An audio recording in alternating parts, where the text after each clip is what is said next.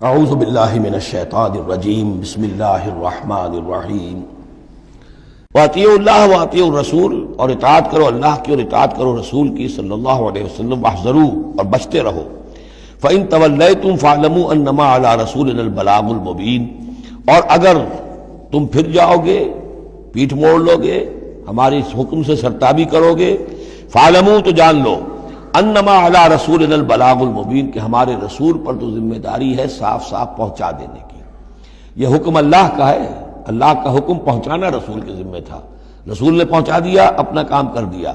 اب معاملہ ہوگا اللہ کا اور تمہارا، اللہ تم سے نپٹے گا، تم سے حساب لے گا۔ یہ جو اب اگلی آیت آ رہی ہے، یہ بھی قرآن مجید کے فلسفہ، حکمت اور دین کی بڑی گہری باتوں کے ضمن میں بہت بنیادی آیت ہے۔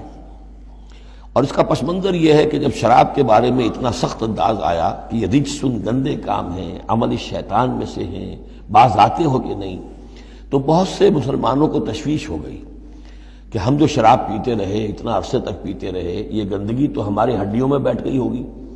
آج کا کوئی شخص کہے گا کہ میرا شاید کوئی سیل بھی نہ ہو جسم کا کہ جس میں شراب کے اثرات نہ پہنچ گئے ہوں، تو میں کیسے پاک ہوں گا؟ کس طریقے سے یہ چیز جو ہے، اب یہ گندگی میرے جسم میں سے دھلے گی؟ تو یہ تشویش جو ہے اس کو رفع کرنے کے لیے، جیسے تحویل قبلہ کے وقت تشویش ہو گئی تھی کہ 16 مہینے جو ہم نے نمازیں پڑھی، اگر اصل قبلہ تھا کعبہ اور ہم نمازیں پڑھتے رہے بیت المقدس کی طرف رخ کر کے، تو وہ نمازیں تو ضائع ہو گئی۔ اور نماز ہی تو ایمان ہے، وما کان اللہ لیضیع ایمانکم، نہیں اللہ تعالیٰ تمہارے ایمان کو ضائع کرنے والا نہیں ہے۔ ایسے ہی یہاں ان کی دلجوئی کے لیے فرمایا، لیس علی الذین آمنوا وعملوا الصالحات جناح فیما طعموا، ان لوگوں پر جو ایمان لائے اور جنہوں نے نیک عمل کیے، کوئی گناہ نہیں ہے اس میں جو کچھ پہلے کھا پی چکے۔ کسی شے کی حرمت کے قطعی حکم کے آنے سے پہلے جو کچھ کھایا پیا گیا، جبکہ اس کی حرمت کا اعلان نہیں ہوا تھا، تو اس کا کوئی گناہ ان پر نہیں رہے گا، یہ کوئی ان کی ہڈیوں میں بیٹھ جانے والی شے نہیں ہے۔ یہ مورل لا ہے، یہ فزیکل لا نہیں ہے۔ فزیکل لا میں تو ہوتا ہے کہ کچھ چیزوں کے اثرات جو ہیں وہ دائمی ہو جاتے ہیں، مورل لا میں تو یہ ہے کہ بڑے سے بڑا گناہ ہو، کوہ احد جتنے گناہ ہوں، صدق دل سے توبہ کی جائے، سب صاف ہو جائیں گے۔ التائب من الذنب کمن لا ذنب لہ، گناہ سے حقیقی معنی میں توبہ کرنے والا بالکل ایسے ہے جیسے اس نے کبھی گناہ کیا ہی نہیں تھا، وہ تو نامہ اعمال جو ہے بالکل دھل جاتا ہے۔ لہذا اس تشویش کو اپنے قریب مت آنے دو۔ لیس علی الذین آمنوا وعملوا الصالحات جناح فیما طعموا، اب جو آ رہا حصہ، اذا اتقوا وآمنوا وعملوا الصالحات ثم اتقوا وآمنوا ثم اتقوا واحسنوا واللہ یحب المحسنین، جب تک کہ وہ تقوی کی روش اختیار کیے رکھیں اور ایمان لائیں اور نیک عمل کریں، پھر اور تقوی میں بڑھیں اور ایمان لائیں، پھر اور تقوی میں بڑھیں اور درجہ احسان پہ فائز ہو جائیں۔ واللہ یحب المحسنین، اور اللہ تعالیٰ محسنوں سے محبت کرتا ہے۔ یہ 3 درجے ہیں اصل میں۔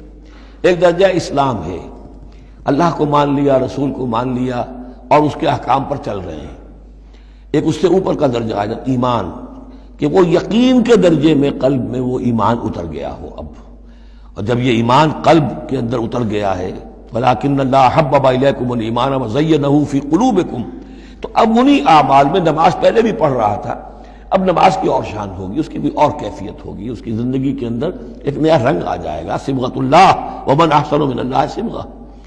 اس سے بھی آگے جا کر جب یہ ایمان اتنا گہرا ہو جائے کہ بالکل جیسے آنکھوں سے کوئی شخص کسی چیز کو دیکھ رہا ہو تو یقین ہوتا ہے، ان تعبد اللہ کانک تراہ فإن لم تکن تراہ فإنہ یراک، جب یہ کیفیت ہو جائے کہ تم اللہ کی بندگی کرو، اللہ کے لیے جہاد کرو، عمل کرو، بھاگ دوڑ کرو، اللہ کا تقویٰ اتنا ہو جائے کہ جیسے کہ تم اللہ کو اپنی آنکھوں سے دیکھ رہے ہو، تو یہ درجہ احسان ہے۔ حدیث جبرائیل کے جس کو کہا گیا ام السنہ، جیسے سورہ فاتحہ ام القرآن، اساس القرآن، ایسے حدیث جبرائیل ہے ام السنہ، اور ام السنہ میں یہ ساری بات آئی ہے کہ حضرت جبرائیل انسانی شکل میں حضور کی خدمت میں آئے، صحابہ کا مجمع تھا، وہاں انہوں نے کیے اخبرنی عن الاسلام، مجھے بتائیے اسلام کیا ہے۔ اسلام میں بھی ایمان تو ہے نا، قانونی ایمان، زبانی ایمان تو ہے، لیکن اس کے ساتھ اعمال علیحدہ گنے گئے۔ اس سے اوپر جب ایمان دل میں اتر گیا، اب یہ ایمان کی وہ جو شکل ہے، اس میں اب عمل کو علیحدہ ذکر کرنے کی ضرورت ہی نہیں۔ اس مرحلے پر آ کر لازماً عمل درست ہو جائیں گے، جبکہ ایمان دل میں اتر چکا ہے اور دل میں یقین بن کر جاگزی ہو گیا ہے۔ اور پھر اور گہرا چلا گیا. یوں سمجھیے کہ جتنا جتنا درخت اوپر جا رہا ہے جڑ نیچے جا رہی ہے نا. جڑ اور ایمان کی گہری ہوئی، اسلام سے ایمان بن گیا، اور گہری ہوئی، اب یہ تیسری منزل احسان کی اس پر فائز ہو گئی. تو جب پوچھا گیا کہ اخبرنی عن الاحسان، اے نبی مجھے بتائیے احسان کیا ہے، تو آپ نے جواب دیا، اور یہ جواب 3 روایتوں میں 3 مختلف الفاظ میں ہے. ان تعمل للہ کانک تراہ، ان تخشى اللہ کانک تراہ، ان تعبد اللہ کانک تراہ فإن لم تکن تراہ فإنہ یراک. یہ تینوں میں ہے. اللہ کی بندگی، اللہ کی پرستش، اللہ کے لیے بھاگ دوڑ، اللہ کے لیے عمل، اللہ کے لیے جہاد، یہ انسان ایسی کیفیت سے سرشار ہو کر رہا ہو گویا کہ اپنی آنکھوں سے اللہ کو دیکھ رہا ہے. تو جب اللہ سامنے ہوگا تو کیسے کچھ ہمارے جذبات عبدیت ہوں گے، کیسی کیسی ہماری قلب کی کیفیات ہوں گی. اس دنیا میں بھی یہ کیفیت حاصل ہو سکتی ہے، لیکن یہ اگر بہت کم لوگوں کو حاصل ہو تو اس سے ایک نچلا درجہ بھی ہے احسان کا، کہ کم سے کم یہ بات ہر وقت مستحضر رہے کہ اللہ مجھے دیکھ رہا ہے. فَإِن لَمْ تَكُنْ تَرَاهُ فَإِنَّهُ يَرَاكَ. تو یہ 3 درجے ہیں جو یہاں آئے، کہ ایک بیس لائن ہے لَيْسَ عَلَى الَّذِينَ آمَنُوا وَعَمِلُوا الصَّالِحَاتِ، یہ بیس لائن ہے. جُنَاحٌ فِيمَا طَعِمُوا إِذَا مَا اتَّقَوْا. اصل میں ایک کتاب مولانا مودودی صاحب کی ہے، تحریک اسلامی کی اخلاقی بنیادیں، اور بڑی اچھی کتاب ہے. اسلام، ایمان، احسان، لیکن ساتھ ہی تقوی، 4 الفاظ انہوں نے لیے ہیں اور 4 مراتب قرار دیے ہیں.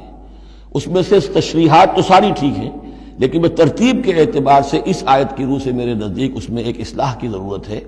تقوی کوئی مقام نہیں ہے. تقوی وہ اسپرٹ ہے، ڈرائیونگ اسپرٹ، جو دھکا دیتی رہے گی اور اوپر اٹھائے گی. چنانچہ تقوی کی یہاں کی تکرار ہو رہی ہے کہ بیس لائن سے تقوی نے اوپر آپ کو کیا، اب آپ اذا متقوا وآمنوا وعملوا الصالحات، آپ کے ایمان اور عمل صالح میں اور رنگ پیدا ہو گیا.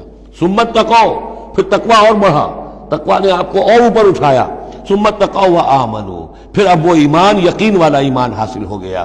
اب یہاں عمل صالح کے علیحدہ ذکر کی ضرورت ہی نہیں. جب دل میں ایمان اتر گیا تو حضور نے فرمایا کہ الا ان فی الجسد مضغۃ اذا صلحت صلح الجسد کلہ واذا فسدت فسد الجسد کلہ. تو اس کے حوالے سے اب پورا کا پورا جسم ٹھیک ہو جائے گا. ثم اتقوا، پھر تقوی اور ہے تو اس کے نتیجے میں وَأَحْسَنُوا، درجہ احسان پر فائز ہو جائے انسان. اللہم ربنا اجعلنا منہم واللہ یحب المحسنین. اللہ اپنے ایسے محسن بندوں کو، درجہ احسان تک پہنچ جانے والے بندوں کو، جیسا کہ اس سے پہلے آیا تھا عمو وسمو، عمو وسمو، ایک غلط راستہ ہے کہ اندھے ہو گئے بہرے ہو گئے، اللہ نے پھر ڈھیل دی اور اندھے ہو گئے اور بہرے ہو گئے، اللہ نے اور ڈھیل دی اور اندھے ہو گئے اور بہرے ہو گئے. ایک وہ ہے، اور ایک راستہ یہ ہے اسلام ہے، ایمان ہے، احسان ہے، اور تقوی جو ہے اس میں درجہ بدرجہ انسان کو ترقی دلاتا جا رہا ہے. صدق اللہ العظیم.